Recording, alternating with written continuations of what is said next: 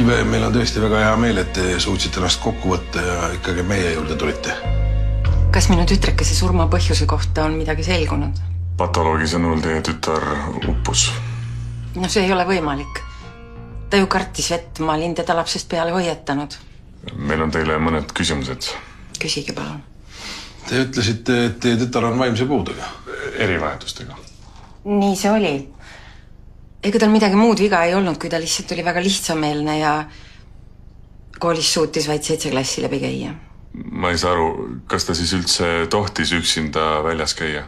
Peamiselt arsti soovitusel ma hakkasingi teda välja laskma, aga ta tuli alati enne kella 9 tagasi. Kuni kolmapäevani. Just, ja ma ei saa aru, miks ta sinna vette üldse ronis. Ta ju kartis seda. Vilve, öelge palun, kas te teadsite päris täpselt, mida teie tütar tegi, kui ta üksinda väljas käis? Tal oli paar sõbrateri ja talle meeldis lihtsalt jalutada. Ega tal meessõpra polnud? No mis ta nüüd? Ma olin teda hoiatanud meeste eest, tal oli isegi kaasas. Miks te seda üldse küsite? Sellepärast, et patoloogi sõnul oli teie tütar rase. Loode oli küll ainult 5 nädalat vana, aga ikkagi. See ei saa võimalik olla. Teie patoloog ei oska ilmselt oma tööd teha. Kahjuks see on võimalik ja tore oleks, kui meil oleks keegi, kelle DNA-d loote DNA-ga võrrelda, kui me isa kandidaadi leiame. See ei saa olla tõsi.